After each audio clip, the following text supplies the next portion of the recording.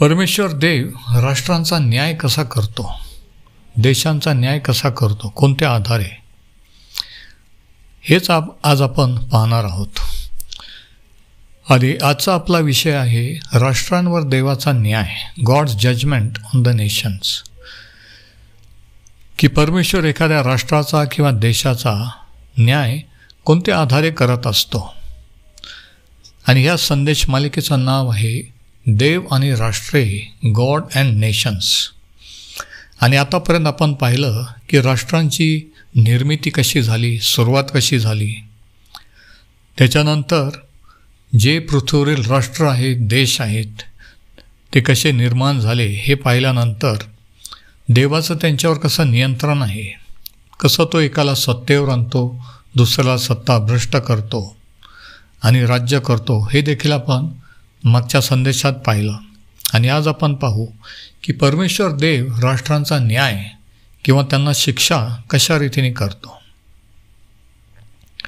आता सुरुवातीला मला हे सांगू द्या की ज्यावेळेस देव एखाद्या देशाचा किंवा राष्ट्राचा न्याय करतो त्यावेळेस त्यासोबत त्याची झळ किंवा त्याचा परिणाम काही वेळेस देवाच्या लोकांनाही भोगावा लागतो.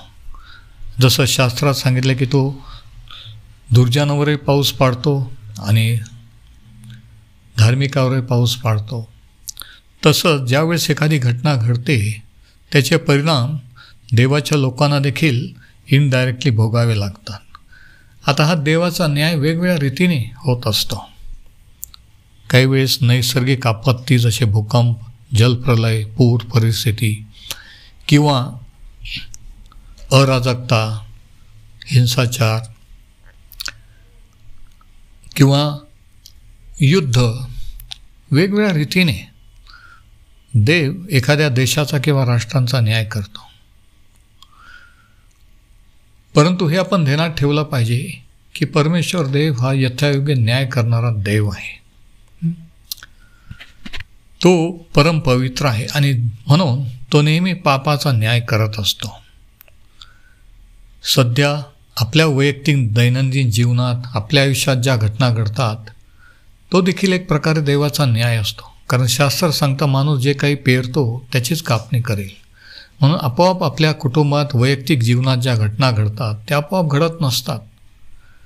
त्याला कॉज असतो, त्याचं कारण असतं. आणि तसंच राष्ट्रांमध्ये, देशांमध्ये, जगातसुद्धा की परमेश्वर हा न्याय करणारा देव आहे आणि तो पापाचा न्याय करत असतो. आता आज आपण पाहू की कोणकोणत्या पापांमुळे परमेश्वर एखाद्या देशाचा किंवा राष्ट्रांचा न्याय करतो, कोणत्या आधारे. आणि तुम्ही जर लिहून घेत असाल तर तयार राहा, नसेल तर इकडे लक्ष द्या. सिन्स फॉर विच गॉड जजेस अ नेशन्स. कोणत्या पापामुळे. पहिला पॉईंट, पहिली गोष्ट, द सिन ऑफ अनप्रिन्सिपल्ड एक्सपॅन्शन. चुकीच्या रीतीने सत्ता काबीज करणे आणि विस्तार करणे. आता यशाच्या पुस्तकात असं लिहिलेलं आहे, जे अन्यायाचे निर्णय घेतात व जे लेखक उपद्रवकारक ठराव लिहितात त्यांना धिक्कार असो. ते दाद मागणाऱ्या दुबळ्यांना धुडकावून लावतात व माझ्या प्रजेतल्या गरिबांचे हक्क बुडवतात. ते विधवांना लुटतात व पोरक्यांना नागवतात. पारिपत्याच्या दिवशी व दुरून नाशकारक वादळ येईल तेव्हा काय कराल. तुम्ही सहाय्यार्थ कोणाकडे धाव घ्याल. आपले ऐश्वर्य कुठे ठेवून जाल. असा प्रश्न त्यांना विचारण्यात आलेला आहे. यशया 10:1-3. तर पहिलं कारण जे आहे की अन्यायाने किंवा अनितीने गरिबांना, दीनदुबळ्यांना लाडून राज्य करणे, सत्ता काबीज करणे. अशा वेळेस ज्यावेळेस प्रजेला त्रास होतो त्यावेळेस त्या पापाचा घडा भरल्यानंतर देव त्या देशाचा किंवा राष्ट्राचा न्याय करत असतो. आणि म्हणून आपण पाहतो की इतिहासात जे जे साम्राज्य होऊन गेले ते कोणी कायमचं टिकलेलं नाही. जे जे सम्राट, राजे, महाराजे होऊन गेले, कोणाचंही सत्ता, कोणाचंही राज्य कायम टिकलेलं नाही. एक ठराविक काळ. आणि म्हणून प्रेषितांच्या कृत्यात पावलाने म्हटलं, आपण पाहिलं की देवाने राष्ट्रांना त्यांचा काळ नेमलेला आहे की किती काळ एखादा देश किंवा राष्ट्र टिकतं टिकेल हे देवाने नेमलेलं असतं. आणि त्यांचा टाईम आल्यानंतर काहीतरी घटना घडती, ते राज्य, तो देश स्वातंत्र्य गमावतो किंवा त्या देशाचा नाश होत असतो.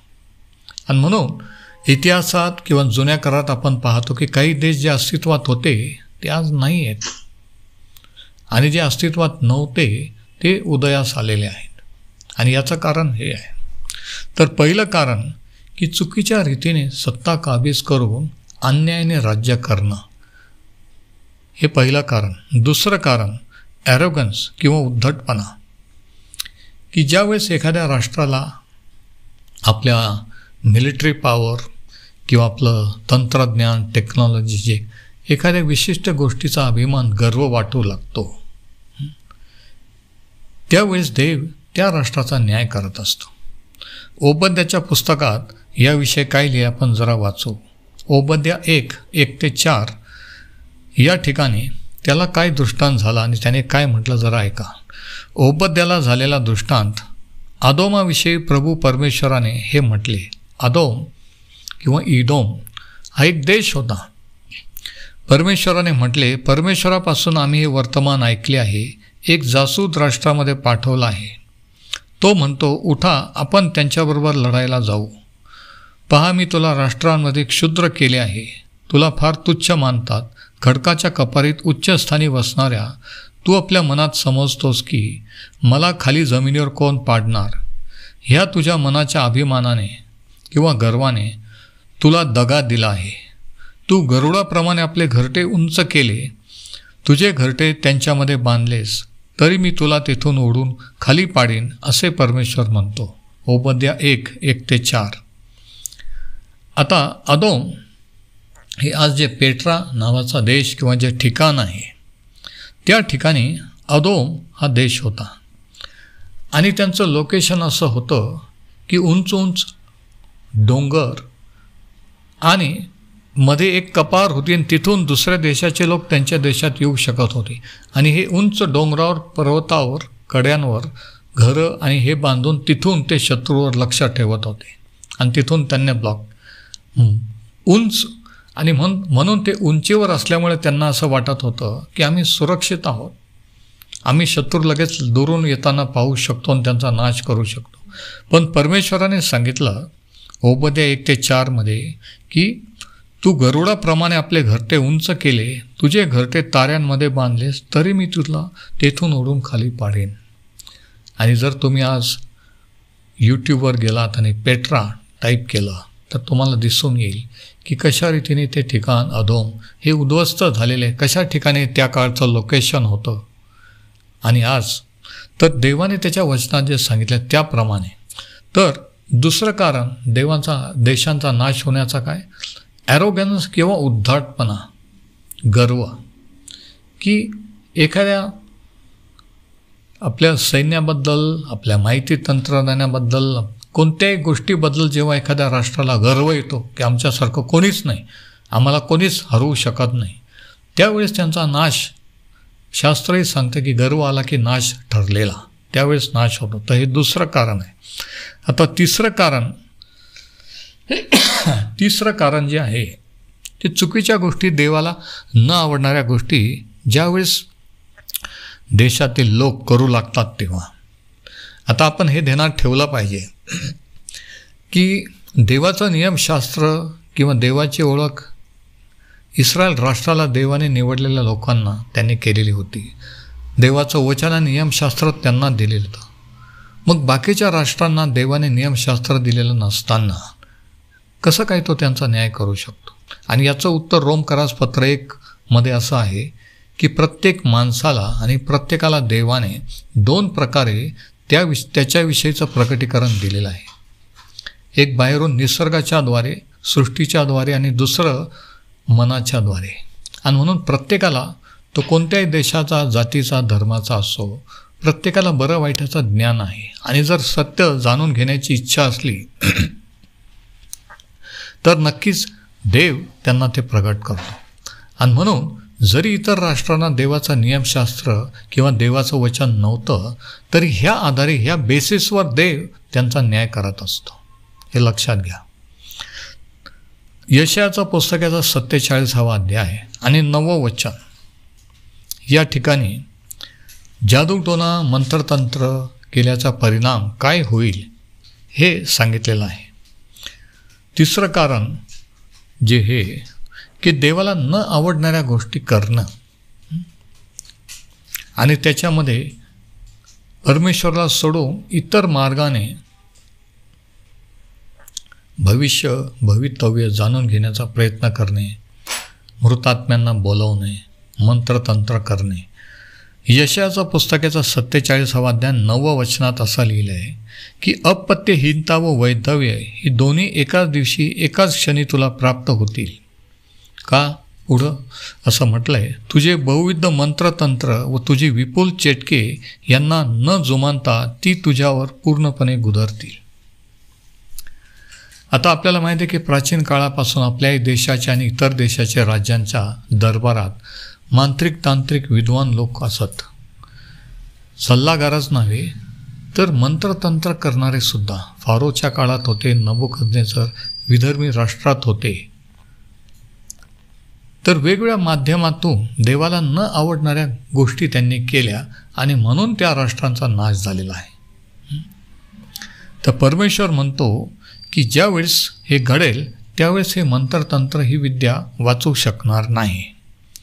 आणि मग नहूम 3 आणि वचन 4 नहूमचं पुस्तकाचा 3रा अध्याय आणि 4थ्या वचनात असं लिहिलेलं आहे, सुरूप व चेटकात निपुण अशा त्या वेश्याच्या बहुत व्यभिचारामुळे हे घडले आहे.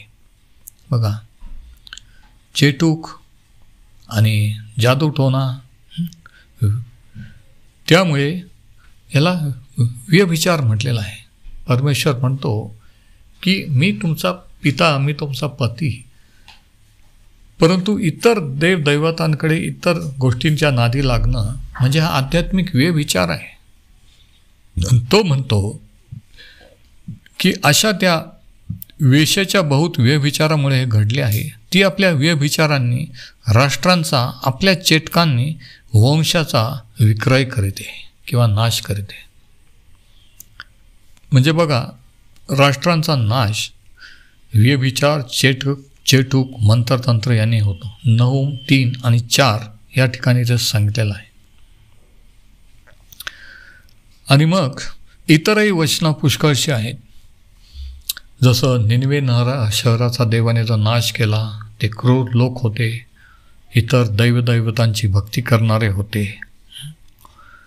आणि हिंसाचार करणारे होते, जुलूम करणारे होते. तर ह्या ज्या गोष्टी आहेत अतिरेक, ह्याच्यामुळं परमेश्वर लिमिटच्या बाहेर गेल्यानंतर त्या देशाचा, त्या लोकांचा नाश करतो असं शास्त्र शिकवतं. तर तिसरं कारण हे परमेश्वराला न आवडणाऱ्या गोष्टी, त्याच्यात जादूटोणा, मंत्रतंत्र वगैरे. चौथं कारण, चौथा पॉईंट, इनडिफरन्स टू गॉड, म्हणजे देवाचा आदर न करणे, देवाविषयी परकेपणा, देवाला महत्त्व न देणे, इनडिफरन्स टू गॉड. आणि असं इतिहासात झालं, इस्रायलाच्या बाबतीत झालं.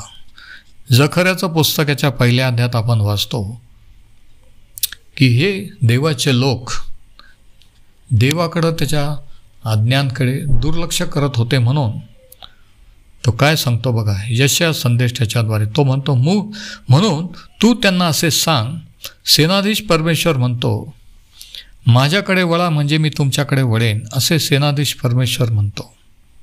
बघा, तुम्ही आपल्या पूर्वजांसारखे होऊ नका. त्यांना पूर्वीच्या संदेष्टांनी पुकारून सांगितले की सेनाधीश परमेश्वर म्हणतो, आपल्या कुमार्गापासून व आपल्या दुष्कर्मापासून परावृत्त व्हा, पण त्यांनी माझे ऐकले नाही, मनावर घेतले नाही, असे परमेश्वर म्हणतो. जखर्या 1:3-4.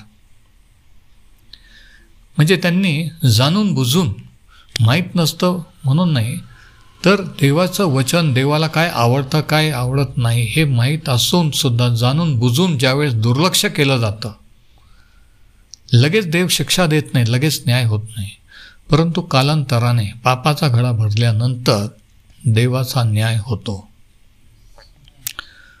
असं शास्त्र शिकवतं. तर तो काय म्हणतो बघा, त्यांना पूर्वीच्या संदेष्टांनी पुकारून सांगितले की सेनाधीश परमेश्वर म्हणतो आपल्या कुमार्गापासून व आपल्या दुष्कर्मापासून वळा, पण त्यांनी ऐकले नाही, मनावर घेतले नाही असे परमेश्वर म्हणतो. आणि आजही तसंच होतं नाही का. देवाचे लोक इस्रायल असो किंवा ख्रिश्चन असो, देवाचं वचन माहीत आहे आपण काय करायला पाहिजे काय नाही, तरी जाणून बुजून पाप करणं, जाणून बुजून बंडखोरी करणं, आणि मग प्रॉब्लेम झाले की म्हणणं की आमच्यासाठी प्रार्थना करा. परंतु प्रॉब्लेम झाल्यावर मग तो दुखण्या आजाराचा प्रॉब्लेम असो, कोर्ट कचेरीचा असो किंवा कौटुंबिक असो, हा विचार केला पाहिजे की मी कुठून बंडखोरी केली, मी देवाला कधी आयुष्यात स्थान दिलं का, मान दिला का, देवाचा भय आहे का. मग उत्तर मिळेल की आपण जे पेरलं त्याचीच कापणी करतोय. प्रत्येक गोष्टीला सैतान जबाबदार असं नाही. जेव्हा आपण देवापासून दूर जातो तो आपल्याला शत्रूंच्या, सैतानाच्या, दुरात्म्यांच्या हाती देत असतो, म्हणून प्रॉब्लेम होत असतात. पण आपण तसा विचार नाही करत. आपण लगेच म्हणतो की प्रार्थना करा मला त्याच्यातून सोडवा. नाही, काही वेळेस सुटत नाही, काही वेळेस प्रार्थना करूनही काही घडत नाही. याचं कारण हे असतं की देवाविरुद्ध बंडखोरी केल्यामुळे जाणून बुजून पाप केला. ते जर पश्चाताप केला नाही तर कितीही कोणी जगाने जरी प्रार्थना केली तरी काही होणार नाही आहे. कारण मुक्त करणारा, बरं करणारा परमेश्वर आहे, लक्षात घ्या. तर चौथं कारण इनडिफरन्स टू गॉड, देवाविषयीचा परकेपणा. आता पाचवं कारण जे आहे हे देखील महत्त्वाचं आहे. यिर्मयाचं पुस्तकाचा 5वा अध्याय 30 आणि 31, यिर्मया 5, 30 आणि 31 या ठिकाणी परमेश्वर काय म्हणतो बघा. चकित करणारे असे अघोर कृत्य देशात घडले आहे. देशात अघोर कृत्य कोणतं, जरा ऐका. संदेष्टे खोटे संदेश देतात, त्यांच्या धोरणाने याजक अधिकार चालवतात व माझ्या लोकांनाही असेच आवडते. पण अखेरीस तुम्ही काय करणार. पाचवं कारण काय, खोट्या संदेष्टांच्या नादी लागणं. खोटं ऐकायला आवडतं.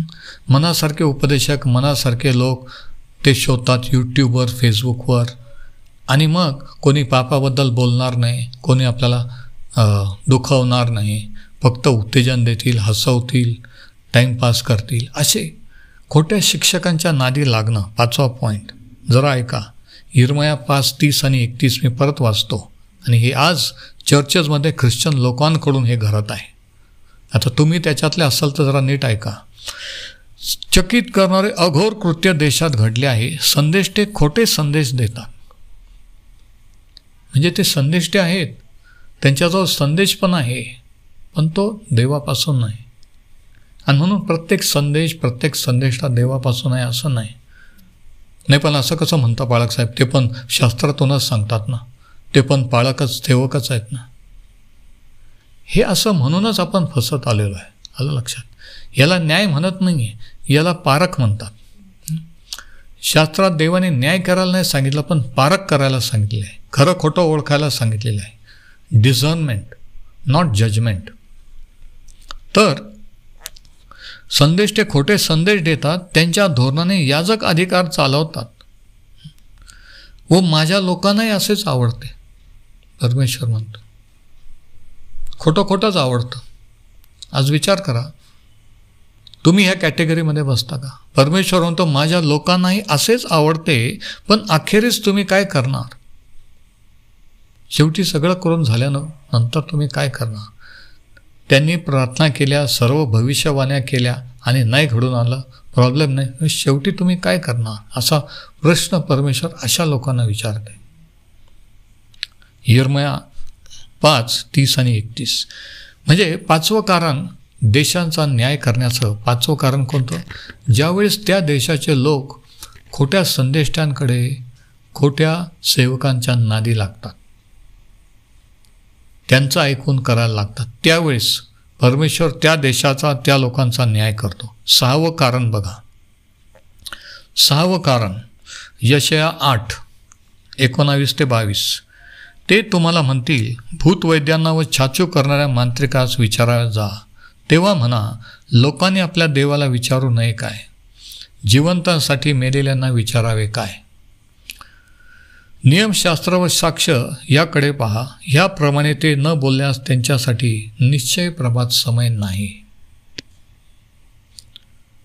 म्हणजे ज्यावेळेस अशा गोष्टी मानणारे भूतवैद्य, छाछू करणारे मांत्रिक तांत्रिक, की प्रॉब्लेम सुटत नाही, प्रार्थना करून सुटत नाही, मग आता कोणीतरी बाबा बुवा, कोणीतरी मांत्रिक तांत्रिक है ना, महाराजांकडे जा विचारा. आणि ख्रिस्ती लोकसुद्धा जातात. तुम्हाला माहीत आहे, मला माहीत आहे. ही दुर्दैवाची गोष्ट आहे ना. पाळक लोक जातात. मी तर हे पाहिलेलं आहे. म्हणून जसं याजक तसे लोक, जसा राजा तशी प्रजा. म्हणून परमेश्वर म्हणतो की जेव्हा ते तुम्हास म्हणतील भूतवैद्यास किंवा मांत्रिकास विचारा जा, तेव्हा त्यांना म्हणा लोकांनी आपल्या देवाला विचारू नये काय. आणि याचा परिणाम काय होईल तो म्हणतो, ते कष्टी व क्षुधित होऊन देशात भटकतील. आणि असे होईल की त्यांना भूक लागली म्हणजे ते संतापून आपल्या राजाला व आपल्या देवाला शिव्या शाप देतील. भूक लागली म्हणजे काय, नीट ऐका. महागाई, बेरोजगारी, आज तशी परिस्थिती आहे. आणि मग ते शिव्या शाप कोणाला देतात? सरकारला आणि देवाला. की सरकार बरोबर नाही आहे आणि देव काहीतरी करत नाही. परंतु ही देवाची शिक्षा आहे त्या देशाच्या लोकांना, त्या देशाला. आलं लक्षात? ते सरकारमुळे नाही आहे, ते लोकांच्या पातकांमुळे ती परिस्थिती निर्माण झालेली आहे, असं शास्त्र शिकवतं. आता मला माहीत आहे की असं बरेचसे चर्चेसमध्ये किंवा कोणी शिकवत नसल किंवा तुम्ही ऐकलं नसल, पण जरा चेक करा मी जे सांगतो ते शास्त्रात आहे का. आणि जर असेल तर ते घ्या. नवीन आहे म्हणून खोटं आहे, चुकीचं आहे असं समजू नका. कोणी काही शिकवतं ते वचनाप्रमाणे आहे का हे चेक करणं आपलं काम आहे. मग असे होईल की त्यांना भूक लागली म्हणजे ते संतापून आपल्या राजाला म्हणजे गव्हर्नमेंटला व आपल्या देवाला शिव्या शाप देतील. मग आपली तोंड ते वर करतील, ते पृथ्वीकडे पाहतील तर संकट, अंधकार व दुःखाचे काहूर त्यांना दिसेल. आणि आज अशीच परिस्थिती आहे नाही का जगभरात, आपल्या देशात. ते निबिड काळोखात लोटले जातील. यशया 8:19-22. आणि मग आणखी ह्या गोष्टीबद्दल देवाने काय वॉर्निंग दिलेली होती जरा ऐका. तुझा देव परमेश्वर तुला जो देश देत आहे त्यात जाशील तेव्हा त्यातल्या राष्ट्रांप्रमाणे अमंगळ कृत्य करायला शिकवू नकोस. आता कोणते अमंगळ कृत्य जरा ऐका. आपल्या मुलाचा किंवा मुलीचा अग्नीत होम करणारा, चेटूक करणारा, शकून मूर्त पाहणारा, मंत्रतंत्र करणारा, जादूगार, वशीकरण करणारा, पंचाक्षरी, छाछू करणारा अथवा मृतात्म्याला विचारणारा असा तुमच्यापैकी कोणी नसावा. आणि कारण जो कोणी असली कृत्य करतो त्याचा परमेश्वराला वीट आहे. म्हणजे हे देवाला न आवडणारे ह्या 9 गोष्टी आहेत. आणि ज्यावेळेस त्या देशातले लोक ह्या देवाला न आवडणाऱ्या गोष्टी करू लागतात त्यावेळेस देव त्या देशाचा, राष्ट्राचा न्याय करतो. पूर येतात, भूकंप होतो, लढाया होतात, कोणत्यानं वेगवेगळ्या रीतीने परमेश्वर त्या देशाचा, लोकांचा न्याय करत असतो, त्यांना शिक्षा करत असतो. 7वं कारण. आणि 7वं कारण आपल्याला यहेजकेलच्या पुस्तकात आढळतं. यहेजकेल 16:49 आणि 50. आणि या ठिकाणी एक असं पाप आहे, एक असं कारण आहे विचित्र असं की जे सर्वांना परिचित असं आहे. यहेजकेल 16:49-50. सदोम गमोराचा नाश ज्यावेळेस झाला त्याचं खरं कारण, कोणत्या कारणामुळे नाश झाला. आता तुम्ही म्हणाल की सदोमाचं पाप समलिंगी होतं म्हणून देवान, ते तर होतं, परंतु त्या लेवलपर्यंत, त्या स्तरापर्यंत ते काल गेले ते लोक. बघा यहेजकेल 16:49 आणि 50. पहा तुझी बहीण सदोम, हिचे पाप येणेप्रमाणे होते. गर्व, अन्नाची विपुलता व ऐशाराम ही तिला व तिच्या कन्यांना होती. 3 गोष्टी, 3 प्रकारचे पाप आहेत. पहिला गर्व, दुसरं अन्नाची विपुलता की काहीही कमी नाही, सगळं काही विपुलतेत होतं. आणि सगळं काही विपुल असल्यावर माणसाला गर्व येतोच, नाही का. आणि तिसरं कारण होतं ऐशा आराम, की कोणत्याही प्रकारचा कष्ट नाही, सगळं आयतं मिळालेलं, सगळं रेडिली अवेलेबल असल्यामुळं ऐशा आराम, चैन, विलासी, ह्या 3 गोष्टी. आणि म्हणून तो म्हणतो दरिद्री व गरजवंत यांना तिने हात दिला नाही. आणखी एक पाप काय, की जे दरिद्री व गरजवंत त्यांना मदत करू शकत होते तरी केला नाही. आज कितीतरी लोक असे आहेत ज्यांच्याजवळ विपुलतेने आहे, त्यांना दिसतात दुसऱ्याने गरज आहे, परंतु ते नाही देत, मदत करत नाहीत, है ना. दरिद्री व गरजवंत यांना तिने हात दिला नाही. त्यांनी उन्मत्त होऊन माझ्यासमोर अमंगळ कृत्य केली, म्हणून ती पाहून मी तिचा नाश केला. सदोमाचा किती विशेष आहे, नाही का. किती जणांचं लक्ष आहे. ह्या कारणामुळे सदोम गमोराचा नाश झालेला आहे. आणि मग 8वं कारण यिर्मया 3 आणि 9, आणि ती म्हणजे अनैतिकता. अनैतिकता,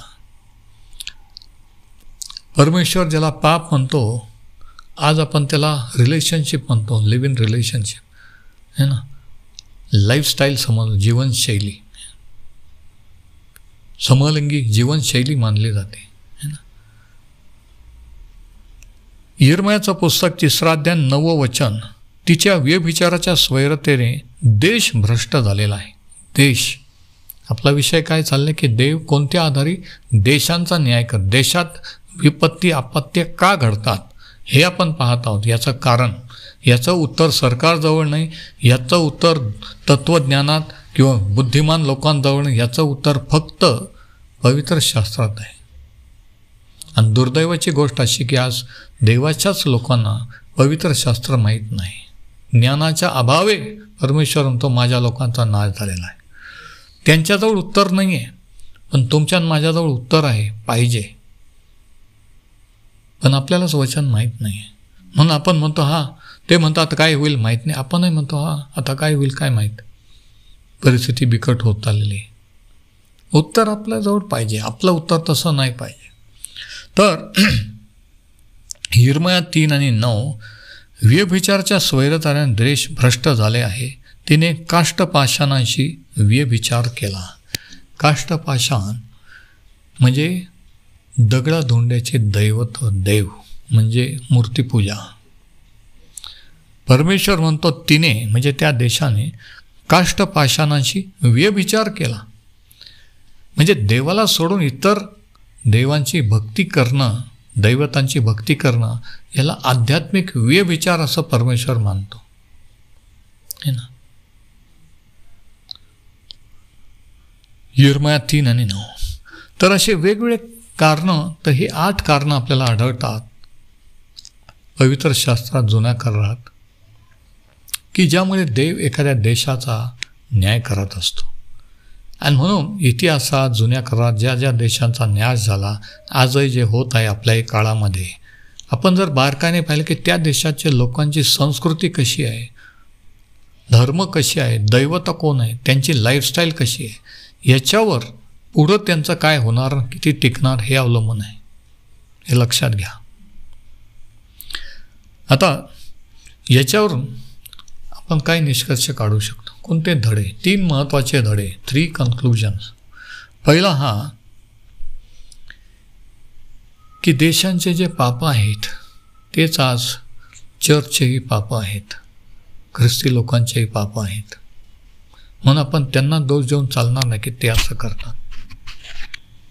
पहिलं कारण, पहिला निष्कर्ष काय, राष्ट्रांचे, देशाचे पाप हे मंडळीचे, देवाच्या लोकांचे पाप आहेत.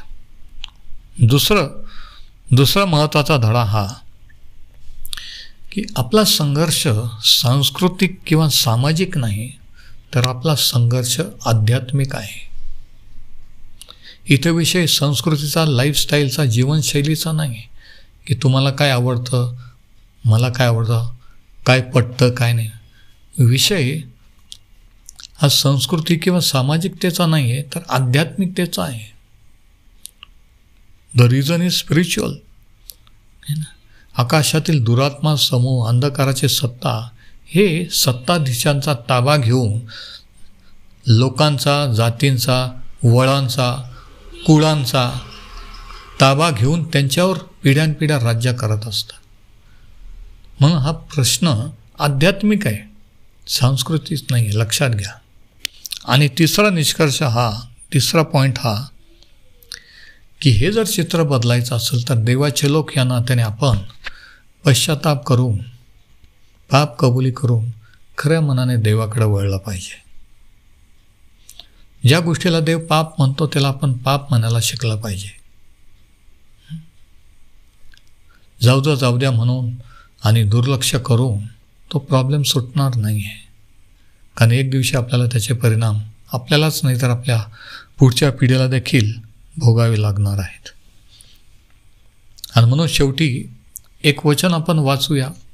नीतिसूत्रे 14 आणि 34 असं लिहिलेलं आहे की नीतिमत्ता राष्ट्राची उन्नती करते, पण पापाने प्रजेची अप्रतिष्ठा होते.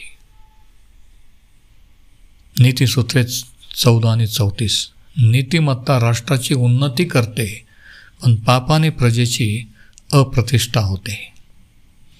आणि म्हणून देव जे काही करतो ते यथायोग्य न्याय करणारा देव आहे. त्याचं राष्ट्रांवर नियंत्रण आहे.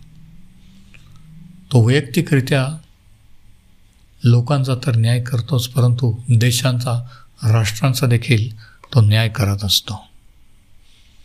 आज आपण इथेच थांबू आणि ही सिरीज सुरू राहील आणि आणखी देव आणि राष्ट्र याच्याबद्दल आपण येणाऱ्या संदेशात पाहूया.